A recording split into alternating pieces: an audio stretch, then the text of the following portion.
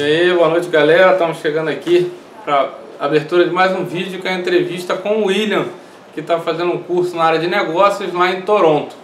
Tá? Aproveite para tirar as dúvidas aí que vocês tiverem, o que mais vocês quiserem saber, tanto lá da entrevista anterior na Bélgica, quanto agora aqui em Toronto, para que a gente nos comentários ou manda um e-mail para descobrindo-américa@gmail.com, que a gente tenta responder para vocês, tá? O William é esse cara aqui, ó. E o curso que ele está fazendo é esse aqui, tá bom? Lá em Toronto. Não esqueça de compartilhar, dar um like, colocar lá no Facebook para os amigos, ajudar a divulgar. A conversa ficou longa porque são os dois amigos que trabalhamos juntos, então vou fazer igual o tio Zangalo lá, ó. Aí, galera, pega aí um suquinho de galinha caipira com steak de orc grelhado. Valeu, ao molho caipira aí também. E aí, aproveita para curtir, relaxa e vem curtir. Tchau, tchau. Olá, bom dia, galera. A gente está de volta aqui, mais uma entrevista com um parceirão meu, o William, que está lá no Canadá. Ele vai falar um pouco, vai dar uma introdução sobre ele. Esse vídeo aqui, só para lembrar, e até para o William também, quem está assistindo normalmente está querendo, está participando de um processo de intercâmbio, do Ciências Sem Fronteiras, é um cara que está interessado em imigrar, ou estudar, ou trabalhar lá fora. Esse cara está procurando informação e a gente fez aquele roteirinho que passou lá com a Karen. Vamos tentar passar aqui com o William, tentar fluir melhor aí a conversa para passar para vocês. Qualquer coisa que vocês tiverem de dúvida, bota nos comentários aí, a gente vai falando e vai tocando. Vamos lá. William, fala um pouquinho de você, né? Quem é você? Teu nome eu já falei, a gente já trabalhou junto. Onde é que você tá? E um resuminho aí do lugar onde é que você tá. É frio, é quente, é interiorano, não é interiorano? Enfim, dá uma apanhadão. Se é frio ou se é quente é complicado, porque eu tô enviesado aqui. Estamos nos primeiros dias de primavera, mas ainda tá a -5 aqui. Mas vamos lá. Show de beleza. bola. Meu nome é William, sou formado em engenharia mecânica originalmente, né? Comecei trabalhando na Gerdau aí com meu amigo Jorge, mas hoje eu estou trabalhando numa empresa de engenharia no Rio, Promon Engenharia, e tirei uma licença para vir fazer meu mestrado aqui no Canadá. Estou agora morando aqui na cidade de Toronto, né, que fica na região dos Grandes Lagos, do lado do Canadá, né, perto de 1h30, 2 horas de Niagara Falls, na fronteira com os Estados Unidos. É uma cidade legal, a cidade tem mais ou menos aí uns 2 milhões de habitantes, foi recentemente eleita a melhor cidade para jovens, e eu concordo, é uma cidade bem interessante, cidade divertida, tem muita coisa boa para fazer por aqui. O clima agora tá frio para burro, mas esse foi um dos invernos, acho que foi o inverno mais frio dos últimos, sei lá, 40, 50 anos, e foi o meu primeiro inverno aqui. Mas assim, nada que um bom casaco comprado aqui não resolva. Certificado pelos 30? Certificado menos. O casaco é uma boa bota e camadas compra uma assim que chegar aqui, vai no Walmart, compra uma camada de camisa e uma camada de calça adicional, aquelas que ficam por baixo, né? E compra uma bota maneira de neve, de frio, compra um casaco legal, e o frio tira de letra. Pra você ter uma ideia, semana passada aqui deu uma nevasca, tava -10, eu tava andando na rua com um casaco e 2 camisas por baixo, eu tava andando rápido, tava suando. Então assim, um bom casaco, uma boa bota são um truque para conseguir levar o inverno numa boa por aqui. Mas no verão é quente, o verão por aqui é bem quente. Até quando eu cheguei aqui em setembro no ano passado, eu cheguei a pegar um dia com 36 graus aqui, bem, assim, sol, 36, típico de Rio de Janeiro. E aqui, mas agora tá legal, na verdade agora já começou a primavera aqui, então ainda tem mas a temperatura tá começando já a ficar agora entre -5 e +5 agora, todo dia agora aí. Show de bola. A cidade é muito boa. Eu tive aí algum tempo atrás e eu tava numa visita naquela Casa Loma, que é um ponto turístico aí, né? E tinha uma escola, né, primária, né? Eram crianças e tal, e a professora tava falando lá, não existe clima ruim, existe roupa inadequada. É o que a professora falou. Exatamente, mas aí o importante, isso foi uma lição que eu aprendi, né? Quer dizer, eu trouxe casaco do Brasil, quer dizer, não comprei casaco para inverno muito frio, mas eu trouxe os casacos do Brasil e pensei, botando camada em cima de camada resolve. Não resolve, compra casaco aqui, vai gastar um pouco de dinheiro, mas o macete é esse, o casaco feito aqui é casaco feito para inverno daqui, casaco feito no Brasil não consegue, não é resistente a vento, o vento entra, o frio passa, e se for comprar casaco feito para inverno daqui no Brasil, vai pagar muito mais caro. Apesar de que aqui não é muito barato não, mas tem lugar barato para comprar aqui sim. Mas o macete é esse, compra quando chegar aqui, e se tiver vindo no inverno, isso é outro macete. Às vezes no final do inverno você já não encontra mais muita opção. Então é bom de repente ver se você compra pela internet já, porque um amigo meu teve aqui semana passada, 2 semanas atrás, a trabalho, e ele foi tentar comprar um sobretudo, né? Sobretudo para colocar por cima do terno que ele não tinha.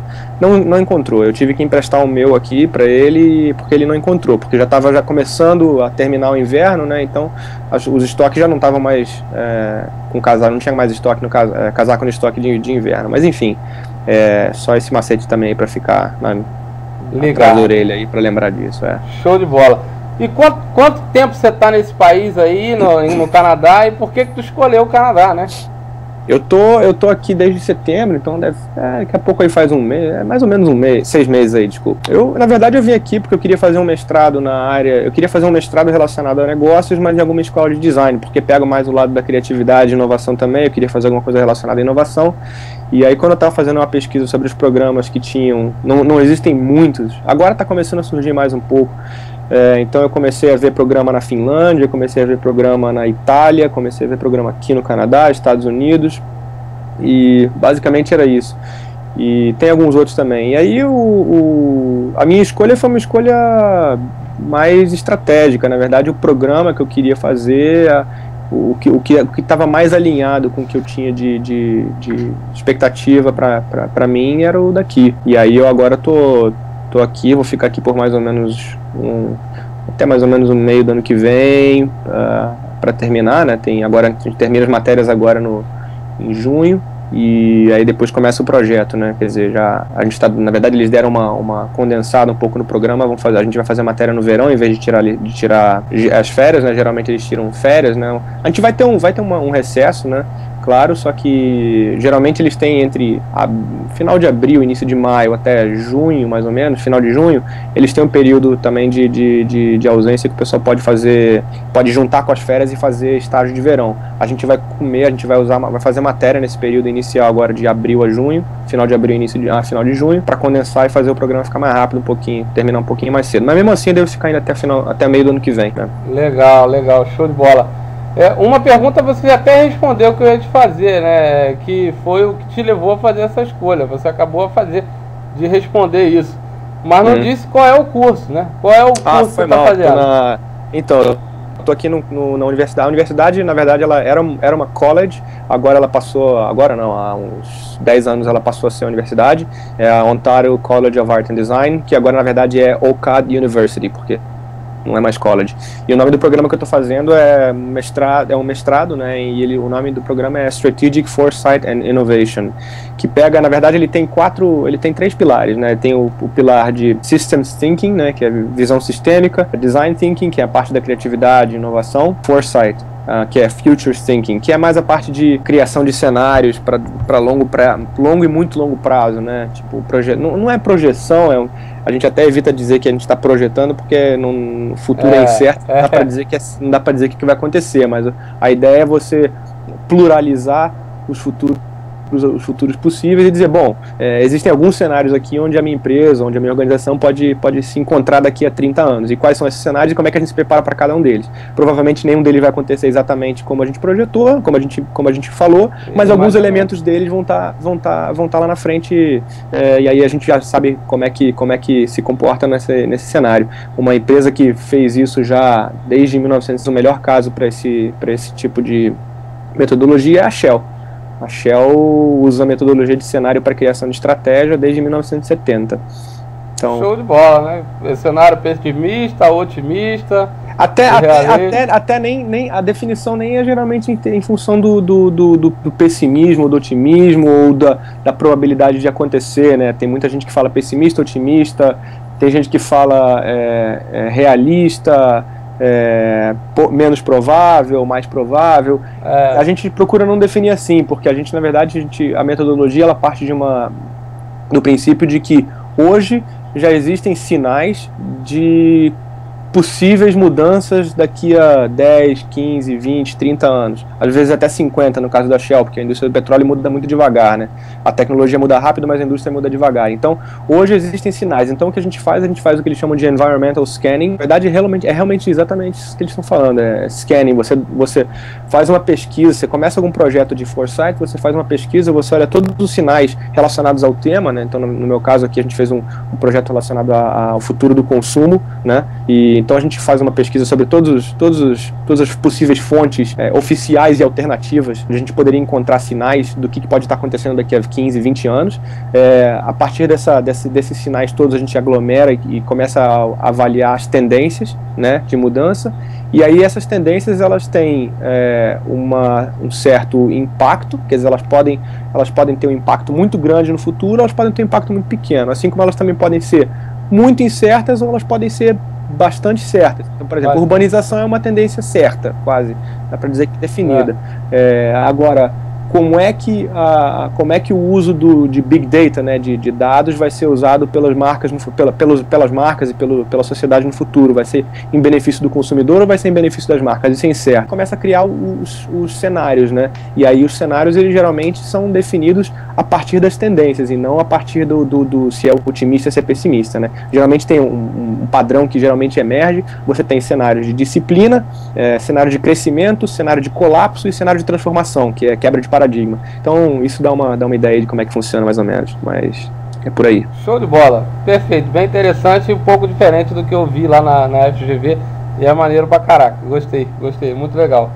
Vem cá, tiveram acesso até a tua ida para aí, visto na empresa, na tua rotina do dia a dia, enfim, se tiveram algumas dificuldades pra galera que tá pensando em fazer, se teve, quais foram e como é que você resolveu, sanou? Bom, fora a dificuldade do dia a dia, né, de ter que sair no meio do dia de trabalho para entregar passaporte, para fazer visto, isso aí é normal, isso aí não tem...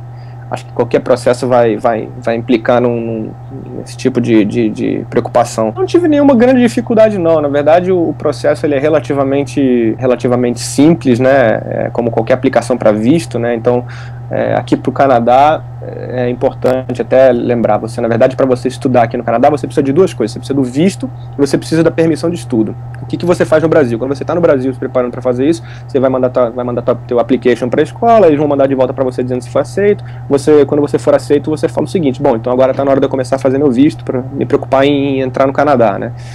Em estudar também. E aí você vai para consulado do Canadá, a embaixada canadense tem, no Brasil fica em Brasília, claro, tem um consulado em São Paulo e no Rio de Janeiro não tem um consulado, mas eles têm o que eles chamam de VAC, que é o Visa Application, não sei o que. Você, na verdade, Center, exatamente, Visa Application Center. E aí você na verdade, baixa pela internet formulários todos, preenche no computador mesmo. Quando preencher, você preenche online, preenche o formulário no próprio computador, você vai ter um botão de verificação. Quando você verificar isso, ele vai te gerar uma página de código de barra. Você pega essa página de código de barra, leva lá no VAC, que era na barra, agora eu sei que mudou, não sei onde é que fica. E aí eles vão escanear tudo junto com a documentação que eles vão pedir para você levar, né? Pode tirar foto no lugar, pode fazer pagamento no lugar também com cartão de crédito. Então você leva essa folha impressa. Uma coisa interessante, os formulários, eles não são... Tá tudo no site da embaixada na internet, mas os formulários, o formulário que você gera, na verdade, o código de barra, ele tem um macetezinho que é pequenininho, mas eu fiquei uns 15 minutos quebrando a cabeça para entender. Quando você leva a tua aplicação lá no VAC, eles só vão aceitar se você levar a página do código de barra impressa, né? Eles não vão redigitar tudo, eles vão escanear aquela página e a informação vai estar toda no formulário lá na embaixada. e eu não estava conseguindo gerar a página, porque quando você preenche tudo, são umas 5 folhas que você tem que preencher, e tem um botão lá, Verify, e ele gera um algoritmo, roda um algoritmo lá e gera o código de barra. Eu não estava conseguindo verificar, estava dando erro, eu não estava entendendo, e aí depois eu fui descobrir um macete, aceita acento, cedilha, tio, qualquer acento, cedilha, tio que ele tiver no formulário, se teu nome for João, se tiver alguma cedilha, alguma coisa, no meu caso era Pontifícia Universidade Católica, tinha 2 acentos agudos, e ele não estava gerando código de barra, não aceitou, aí a pessoa lá no VACM falou, tira os acentos, tira todos os sinais, e aí funcionou. E aí você, fechando esse parênteses agora, você preenche os formulários todos, pega a documentação, imprime o código de barra, leva lá. Eles geralmente pedem também uma carta, se você tiver alguém que conhece no Canadá, que esteja morando aqui, uma carta convidando você para ir lá. Eu acho que é só uma formalidade, não sei por que isso, mas se você tiver a carta de aceitação da faculdade, eu acho que isso já é suficiente. Aí você vai dar entrada no teu visto, provavelmente no meio do processo eles vão pedir para você fazer um exame médico, né? O exame médico, na verdade, é um exame de sangue, um exame de tórax para ver se não tem tuberculose e se não me engano, só uma entrevista com um clínico autorizado, né, certificado. No Rio de Janeiro tem alguma, tudo eles vão informar. Então, na verdade, você dá entrada no processo, eles verificam a tua documentação, e depois de um tempo eles me mandaram um e-mail dizendo, você vai precisar fazer um exame médico, as clínicas autorizadas são essas aqui no anexo, você pode ligar, marcar, e você vai e faz. Então o processo, se você for considerar o tempo todo assim, do processo, eu acho que demorou para mim, eu não me lembro exatamente, mas eu acho que foi uns 2 meses, considerando o dia que eu comecei a preencher meu formulário até o dia que eles me mandaram o passaporte de volta. Eu acho que foi com segurança uns 2 meses, se eu não estou enganado. Então considera esse período aí de 2 meses, eles de verdade podem até te informar quanto pode demorar, melhor, mas no meu caso foi uns 2 meses. Isso para você tirar o visto. O visto, ele te dá direito a entrar e sair do Canadá. Quando você chegar na fronteira, ou seja, no aeroporto, provavelmente onde você estiver aqui, no meu caso aqui no aeroporto de Toronto, quando eu cheguei, na hora da migração, eles têm você pode entrar, você está entrando no país, eles vão ter uma fila dizendo assim, estudantes internacionais para essa fila daqui. Aí você vai ficar numa fila lá, você vai falar com o oficial da imigração e ele vai emitir o que eles chamam de study permit, que é a permissão de estudo, que é em função do teu passaporte, em função da tua documentação. Traz impresso na mochila quando você estiver viajando para cá uma cópia da tua cartinha de aceitação da faculdade, na hora você mostra lá pro cara. Se tiver já um lugar para morar combinado, talvez você não vai ter o contrato ainda assinado, e uma cópia do e-mail onde você estiver morando, pelo menos um endereço temporário, se você for fazer um Airbnb aí temporariamente, você traz, mas isso daí não tem problema. Mas traz uma cartinha de aceitação copiada na tua mala, o CEO pode te pedir isso, provavelmente vai, e ele vai te emitir o study permit. Então, resumindo, você tem o visto que te dá direito a entrar e sair do Canadá, e você tem o study permit que te dá direito a ficar e estudar no Canadá. No meu caso, até eu estou tendo que renovar o meu visto, que vence em maio, e o meu study permit vence em novembro. Então, na verdade, eu posso até ficar no Canadá sem o visto, desde que o meu study permit seja válido. Eu só vou renovar o meu visto porque, na verdade, no meio do ano eu estou planejando dar uma volta ou pelos Estados Unidos, ou de repente até dar um pulo no Brasil. Então vai implicar em entrar, para isso eu vou ter que ter meu visto. Mas você pode fazer um visto, se ele vencer quando você estiver aqui e o seu study permit ainda estiver válido, não tem problema, você só não vai poder entrar de volta no Canadá. Se quiser entrar, renova na hora que você for fazer, que você estiver planejando a tua viagem, um mês e meio para renovar daqui também, o visto, né?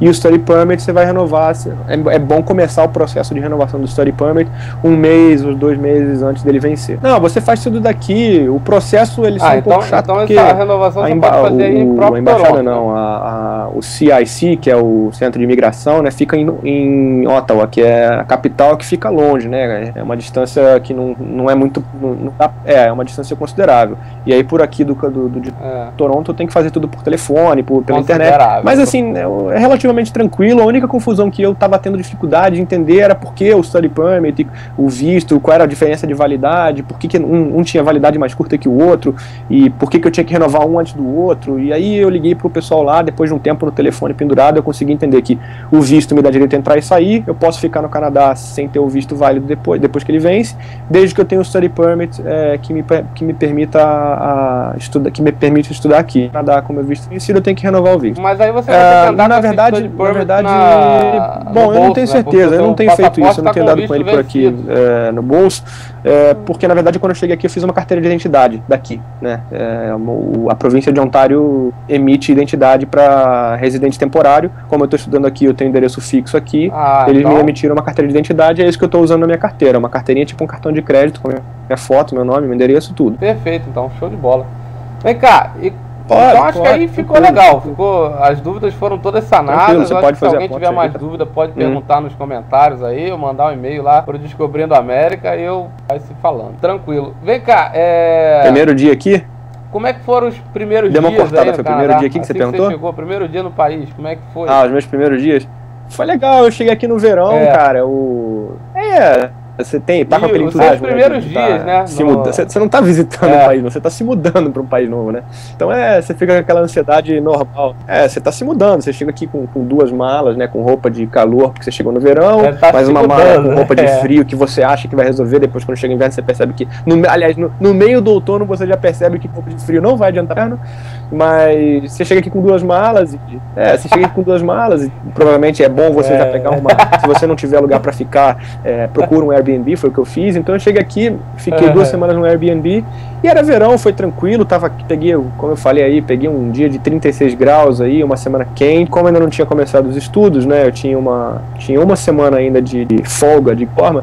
Eu cheguei aqui e fui conhecer a cidade, né? Então eu fui subir na CN Tower, que é a torre que fica ali na beira do lago, fui lá no lago conhecer, dei uma circulada pelas redondezas, vim visitar o apartamento, que na verdade é esse que eu tô aqui agora, para ver. Eu já tinha combinado tudo por e-mail antes de vir para cá, e aí quando eu cheguei aqui eu só vim aqui ver o apartamento, ver se era legal, mas foi legal, assim, na verdade rola aquele frio na barriga, porque você tá se mudando, né, tá tudo diferente, você tá numa cidade nova, mas como você fala o idioma, na verdade eu não tava na Finlândia, né, que eu não sei falar finlandês, eu tô no Canadá, eu sei me virar muito. O impacto cultural também é muito pequeno, porque a cidade de Toronto, quando eu cheguei aqui eu percebi, a cidade de Toronto é muito diversa em termos de cultura, né, então acho que o que me chamou a atenção é exatamente isso, na verdade, né, a única diferença é que a única diferença Little é que Índia, Little China, Little Brasil, Little colônia Portugal. portuguesa, porque não existe Little Brasil, mas existe uma parte de Little Portugal que tem os brasileiros, então tinha na colônia aqui, tá acabando. Aí eu tava morando meio longe, né, nesse meu Airbnb lá. Agora eu tô bem no centro, mas eu tava longe, eu tô estudando no centro, então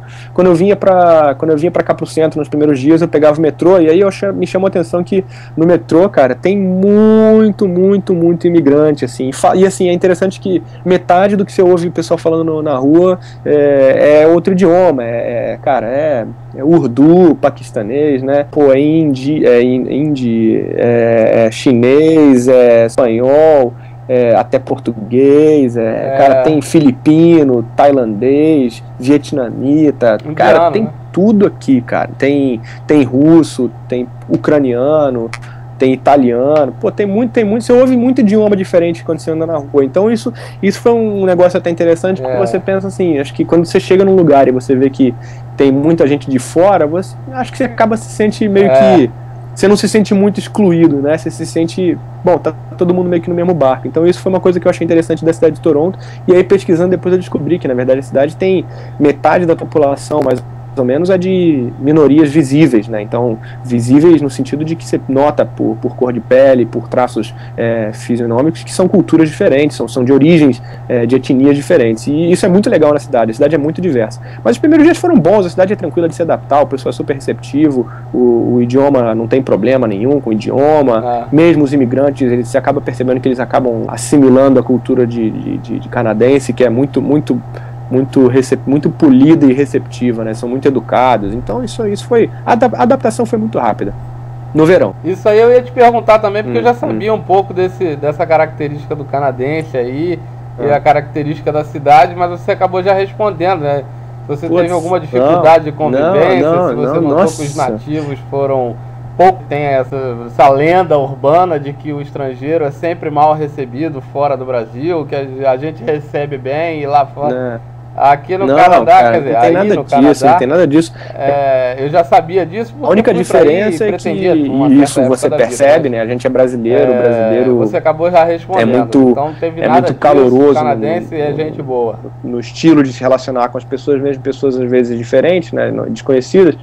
E o canadense, apesar dele ser bem aberto, receptivo, né, ele não é muito aberto, desculpa, apesar dele ser receptivo, ele não é muito aberto.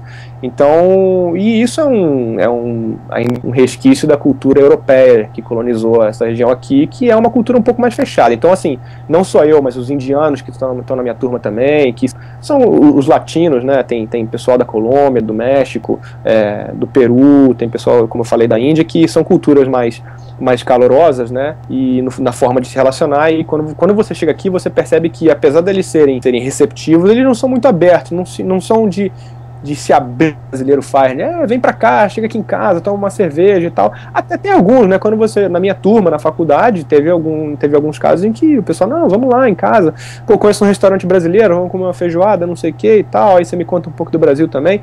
Mas o canadense médio, né, o pessoal daqui médio, né, na média, geralmente é um pouco mais assim recluso, né?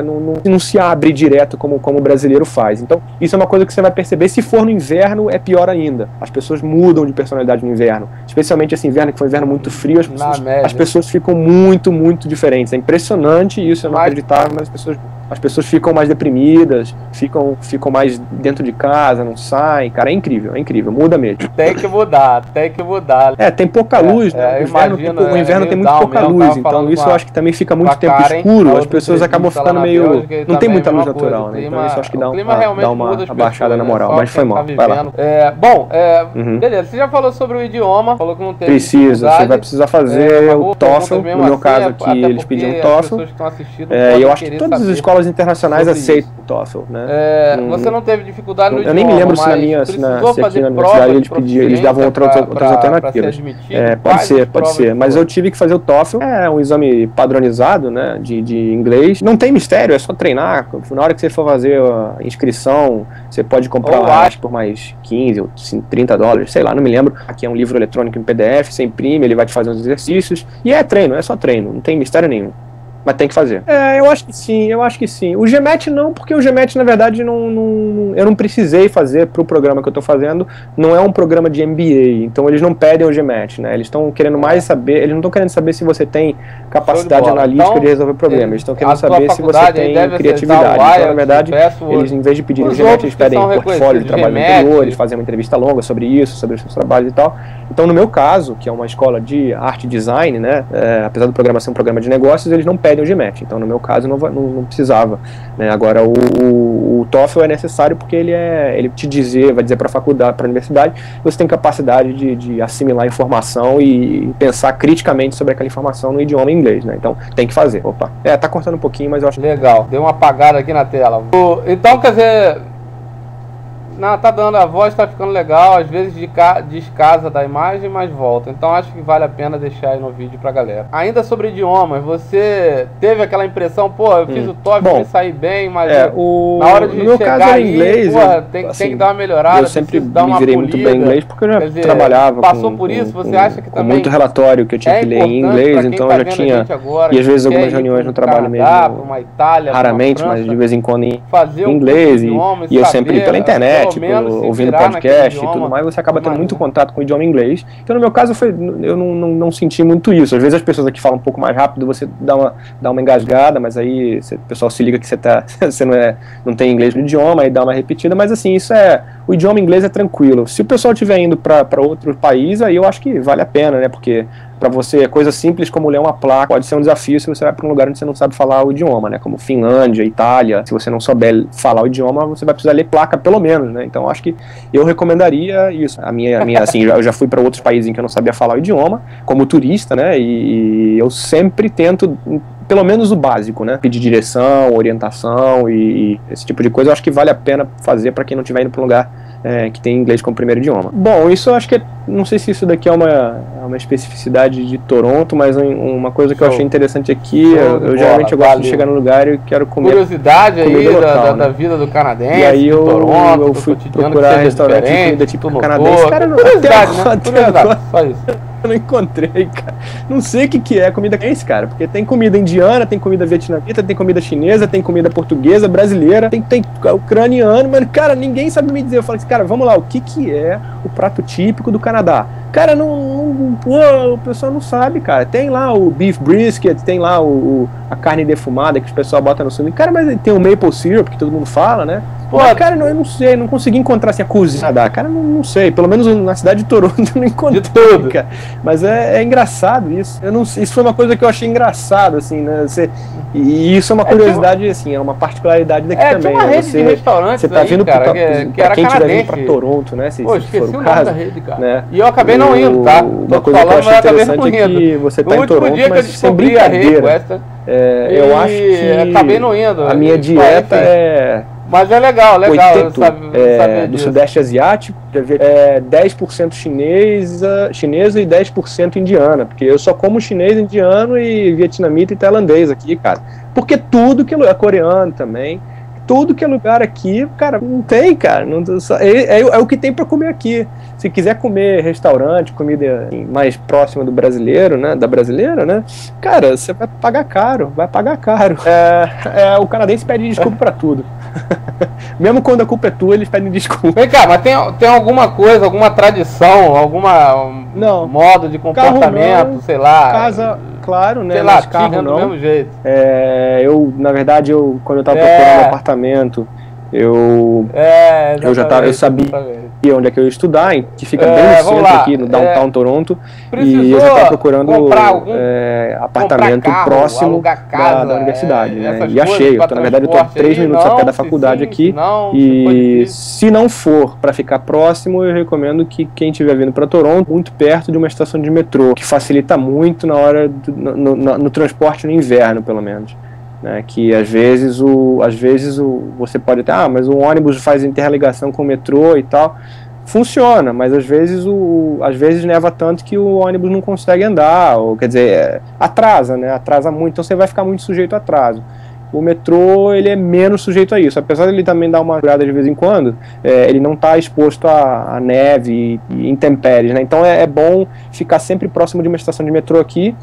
A cidade não é muito bem atendida pelo metrô, mas pelo menos a região do centro e algumas boas regiões da periferia são, então é sempre legal ficar uma distância de 5 minutos a pé do metrô, acho que é razoável, eles chamam de walking distance 5 minutes, né, do metrô, porque você estando no metrô, você tem acesso a boa parte da cidade do que você vai precisar, né, talvez não a casa de um amigo que mora mais longe e tal, mas pelo menos o downtown todo é coberto, e aí, por isso eu não precisei alugar carro, nem tenho interesse em alugar carro aqui, porque o trânsito também não é lá essas maravilhas. E para alugar casa, na verdade, o processo, pesquisei tudo pelo Brasil e já meio encaminhei o meu contrato, ou pelo menos um acordo de boca, né, de e-mail, pelo Brasil, já do Brasil, e cheguei aqui já com uma alternativa. E a pesquisa que eu fiz no Brasil foi no site, eu usei 3 sites, né, Craigslist, Kijiji, que é Kijiji, aí a minha dica é View It, exatamente. Esses sites você pode escolher por região, você pode escolher por tipo de aluguel que você está interessado, se você quer uma casa, se você quer um apartamento, se você quer um quarto numa casa, um quarto no apartamento, se você quer ver foto, tal, que região. E aí a minha dica nesse sentido é o seguinte, especialmente para quem está fazendo pesquisa do Brasil, que foi o meu caso. Manda, assim, volume, atira para tudo que é lado. Na hora que estiver fazendo a pesquisa, pega uma região e, cara, vê se o preço está legal, manda 20, 30, 40, 50 e-mails de oportunidade, porque a taxa de resposta é muito baixa, especialmente para quem está fora. Né? No meu caso, eu estava no Brasil, então quando você fala que você está chegando no Canadá daqui a um mês, né, a cidade de Toronto aqui tem uma procura por residência e aluguel muito alta, é competitivo mesmo, é realmente competitivo. É difícil alugar apartamento aqui, casa, legal, e o pessoal sempre acaba pegando os locais que já estão aqui. O cara marca então vem aqui me visitar amanhã, né? Me dá seu telefone, eu te ligo, amanhã você vem aqui me visitar. Eu estava no Brasil, não conseguia fazer isso, então o pessoal falava assim, quando é que você vai estar aqui? Ah, daqui a um mês. Ah, então, pô, desculpa, até lá eu já pretendo estar alugado. No meu caso, eu tive a sorte de encontrar esse lugar que eu tô aqui, que é um apartamento. Eu tô dividindo apartamento com uma garota chinesa da faculdade também, não é do meu curso, mas é da faculdade. Eu já combinei, num dos 48 e-mails que eu mandei, eu acho que na época, ela respondeu e falou, ah, não, tá bom, quando você chegar aqui, então você me avisa e visita, porque a minha data de chegada casava direito com a data que o quarto daqui ia vagar. Então foi um pouco de sorte. Por isso que eu digo assim, atira pra tudo que é lado enquanto estiver no Brasil. No meu caso, pra um responder, eu tive que mandar 48 e-mails. Então, cara, um apartamento inteiro na região do centro vai custar pelo menos aí, um apartamento inteiro, vamos dizer, um quarto na região do centro. Então, a próxima pergunta é meio que casa com isso também. Você está rachando apartamento por quê? Porque é caro, então, se você quiser ficar dessa competição toda, acaba sendo caro. Pois é, por isso que eu tô de valores aí, de um quarto sozinho ou para um apartamento inteiro. Se você quiser ficar sozinho. Outra dica também que é legal, tenta sempre negociar um contrato mais longo, né? Se você quiser negociar uma estadia mais longa, geralmente você consegue negociar um preço bom, que foi o que eu fiz, né? Quer dizer, eu consegui baixar um pouco o preço que ela estava pedindo, porque eu consegui negociar um prazo um pouco mais longo, então isso também funciona. No caso, como ela é chinesa também, eu acho que culturalmente ela é mais aberta à negociação, então eu acho que, como eu já sabia que era uma chinesa, eu já tinha isso um pouco, já fiquei ligado um pouco nisso, porque é uma cultura que é acostumada a negociar, então eu já entrei com uma tentativa de negociação. A partir do momento que ela deu uma sinalização positiva, já negociei um prazo um pouco melhor para conseguir um preço melhor e consegui, né? Então ela pedia 6 meses, eu negociei 9 e consegui com isso um preço um pouco melhor e dentro do meu budget, né? do meu orçamento. E se você quiser ficar agora num quarto, de repente numa casa na periferia e tal, você consegue preço melhor aí, vamos dizer, $100 por mês. Não é barato, mas aí você vai estar numa casa, vai estar na periferia. Eu prefiro estar no centro porque é próximo da faculdade e eu gosto de estar no centro porque é onde tudo acontece, né? Então, claro, eu estou pagando um pouco mais caro por isso, mas o fato de eu não estar usando o metrô para quase nada compensa. Até porque também no prédio tem academia, se eu quiser fazer também não vou precisar pagar e tudo mais. É isso. De 600, 700.